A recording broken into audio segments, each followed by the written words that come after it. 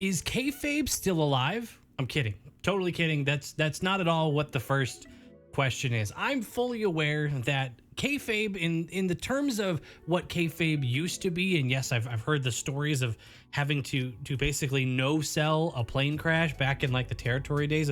Kayfabe used to be wild. So putting that aside, just want to be very clear, not asking whether or not you believe kayfabe is still alive, at least not in the old sense. My question is there any level, is there any portion of kayfabe that you still prefer to keep, even in the smallest amount? I'll give you an example. With social media, TikTok, Instagram, pretty much any form of social media, you see a lot of pictures being taken of wrestlers doing stuff between shows, hanging out with other wrestlers. Is there any level for you personally where you feel like if you see two people in a feud on TV, you don't want to see them interacting outside of wrestling in a positive way? So for example, for like AEW or WWE fans, you could both look at it this way. CM Punk and Drew McIntyre, and then Hangman Adam Page and Swerve Strickland. Take those two groups. If you saw those pairs hanging out and getting lunch, or a picture of them grabbing a drink or something like that and being chill, would that bother you? Is there a little bit of that kayfabe that would bother you if they didn't keep it alive? See what I mean? I feel like a lot of you probably immediately thought, nah, kayfabe's totally dead, but I'm also pretty sure some of you probably thought, yeah, that would be a little weird to see them being friendly with each other. I bring this up because I've seen photos of Drew and CM Punk just kind of standing next to her, seeming like they're being chill before a show, and then I see all the comments of people freaking out about it. Now, me personally, I like it. Someone who didn't grow up with any form of strict kayfabe whatsoever, I do like seeing that. For me, it's kind of like a behind the scenes, watching the actors just kind of interact. I did always enjoy the deleted scenes. It's almost like bloopers, where you see the evil villain of the movie laughing or having a good time with whoever the actor is for the protagonist. But I feel like my opinion almost doesn't feel like it's as valid as someone who went through a strict kayfabe era, if you did. I know there's a few of you in the community that were watching during those territory days or attitude era where it was a little bit more strict. I've even seen some TikToks of like rival wrestlers that are just kind of hanging out and doing like TikTok trends together. I know not everyone's gonna see those, but for me, like I said, it just doesn't bother me. I actually kind of enjoy it. My next question is about promos, and now we just had some recent pre-recorded promos from the two shows that I watch the most often. That's WWE and AEW. Not too long ago, we had the Hangman promo of him burning the house down, sitting on the chair. Super dramatic, pre-recorded, cool effects, cool stuff. And then on the WWE side, we had the really awesome Cody versus Roman face-to-face at the Georgia Tech field with all of the editing and the sound design, the music and everything. Both were very cool. Both were very dramatic. But I know there's been a lot of people that I've seen, as much as I've seen the majority seem to enjoy both of them, I have seen a lot where they say, no, they could have done that in the ring. It would have been more powerful in front of a crowd. Now, what I think the true right answer here is that it's a mixture of the different types of promos that make wrestling interesting. I don't think there should be just one style of promo. There's the in-person ones, the ones where they're in the ring and talking to the crowd. There's the backstage where it's still live, but it's with an interviewer and maybe someone comes up. Then you've got your pre-recorded ones that are off-site that are very similar to the backstage ones and don't have a lot of effect. And then you have the two that I just mentioned where it's borderline cinema and you've got full like movie production, sound, music. It's awesome. Is there a certain promo style that just hits way better for you? For me personally, as much as I did love the theatrics of the Georgia Tech scene and the house burning down, I really enjoy those in moderation. I don't think that's how I'd want all of my promos delivered, but when you're trying to deliver on a big built up moment like that death match that they were going to do at All Out, or like the Bad Blood tag team situation that they've going on with Cody and Roman, I think it could really help elevate the moment and send the message that this is really big. This is a huge moment and we really want you to feel the drama. But I also really love the live in-person ones where they really feel like they get a chance to maybe improvise a little bit. The crowd can react a little bit. The problem is the crowd can also kind of ruin it. There are definitely promos that I feel like would have probably been better backstage. The best example I can always come up with was the Seth Rollins versus Finn Balor from It was sometime in 2023 leading up to SummerSlam. If you remember, the first time they tried doing those two in the ring with the promo, the crowd just kept singing over everything Finn was trying to say. And you could say that that's a good thing, that the crowd is definitely in favor of Seth Rollins, and they're messing with the heels, so it's a good thing. But for me personally, I was very interested in what Finn had to say, and it was actually drowning it out to the point where I think it was actually killing the promo. So going forward after that, they started doing most of their promos backstage or pre-recorded, which I ended up really liking because the crowd couldn't mess with it and there was not a single what chant to be seen or heard, I guess. So instead of everybody saying in the comments, hey, a mixture is what's best, I'm very curious which one is the most impactful for you. Which one, if you're going into a feud, which one do you get the most enjoyment out of?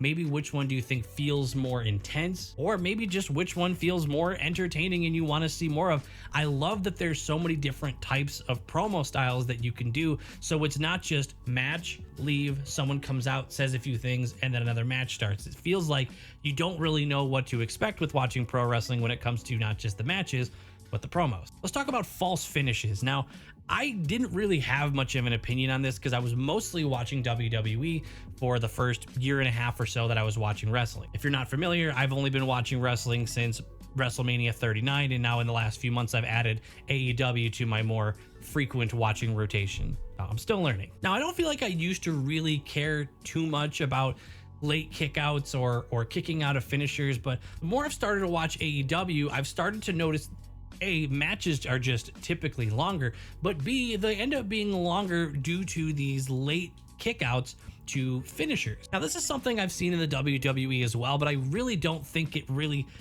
became too noticeable to me until I started watching both AEW and a lot of the Patreon matches that are either older AEW matches or maybe even New Japan matches. What's your opinion on false finishes when it comes to using a finisher? Now, I love a good near fall, especially when it's well done and you get a dramatic pop from the crowd because they really thought it was going to end. But is there some level of protecting a finisher that you stand by? For me personally, I wish it seemed like across the board that finishers were more likely to finish a match. I'm also completely on board with breaking out of finishers via rope break or somebody breaking up the pin, because then it doesn't feel like the finisher was weak. It feels like something on the outside interfered to prevent it from finishing. I also don't mind finishers being reversed. I think it's fine for finishers to be difficult to actually pull off, but when you do finally pull it off, that should be, in most cases, the end of the match. Now, this is obviously just my humble opinion, but I'm very curious of what you think. Does finishers really matter too much to you in terms of protecting how strong it looks? For example, in the WWE, I don't love that Cody's Crossroads feels like it needs to be hit 3 times anytime he needs to beat a big opponent, or sometimes even not that big of an opponent. Doesn't that make these standard Crossroads just seem weaker? Heck, I just watched an episode of Dynamite where I'm pretty sure Will Ospreay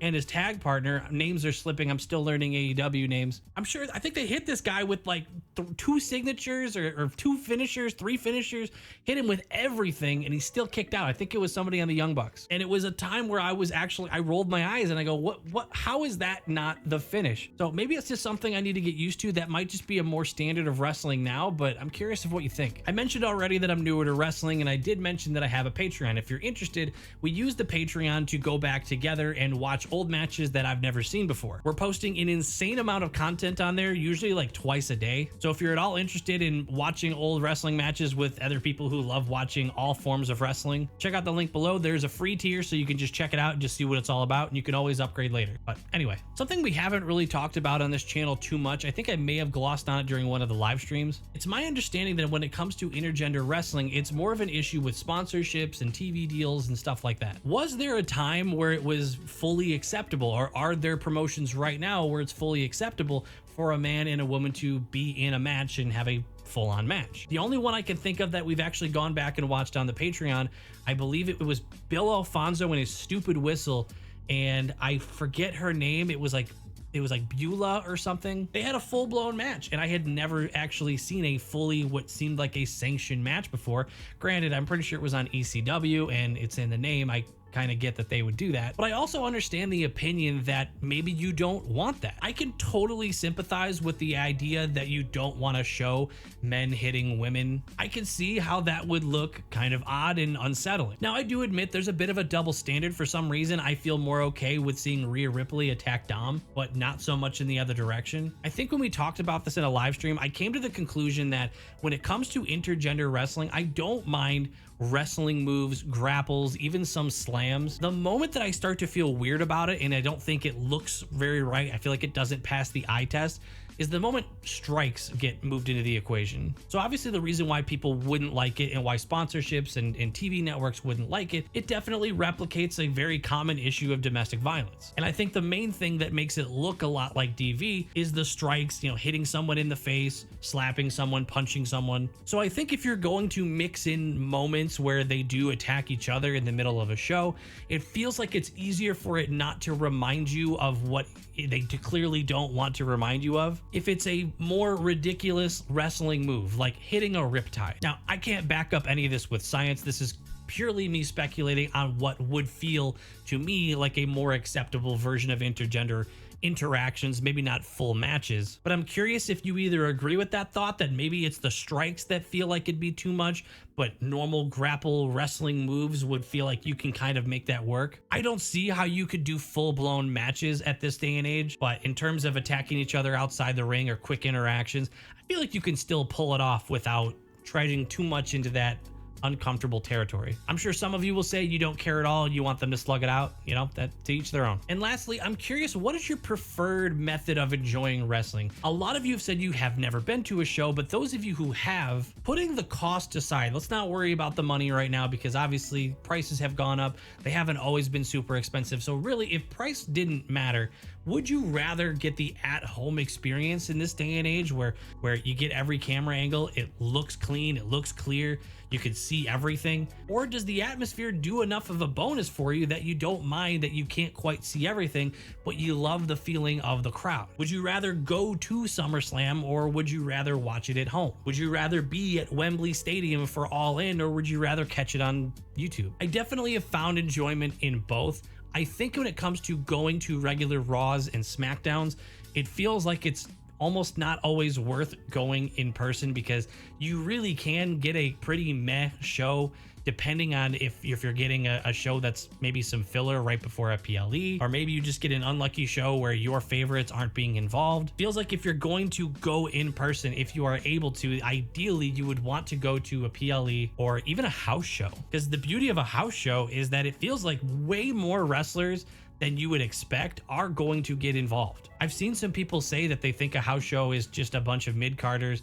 or jobbers just kind of filling some time. Any of you who've been to a house show, you know that's not the case. You get full-blown, it might as well be a PLE that just doesn't count for the history books. You may get a ton of title matches that you know the result of because you're pretty confident that title's not moving, but you are going to get the, you know, top main card guys filling up half the entire card. And I just love the atmosphere. I love being around wrestling fans. I like talking about wrestling with wrestling fans. So I think for me, if I'm gonna keep going to shows, I'd rather keep saving up my money and trying to save up to go to the more meaningful shows so that I know I'm going to not only get the atmospheric experience, but I'm also going to get a pretty good wrestling show. When it comes to my weekly shows, I think I'd rather watch them on TV at this point. By the way, if you want to be a part of a community that loves all wrestling, you can like AEW, TNA, WWE, New Japan, and anything in between, join the Discord. We have conversations about wrestling 24 hours a day because people have joined from all around the world. It's a toxic-free environment, and whenever some toxic person slips in, we usually get rid of them pretty quick. Looking forward to discussing this further down in the comments. I appreciate you watching this video. Thank you to all the patrons flying up the screen, and I will see you all in the next one.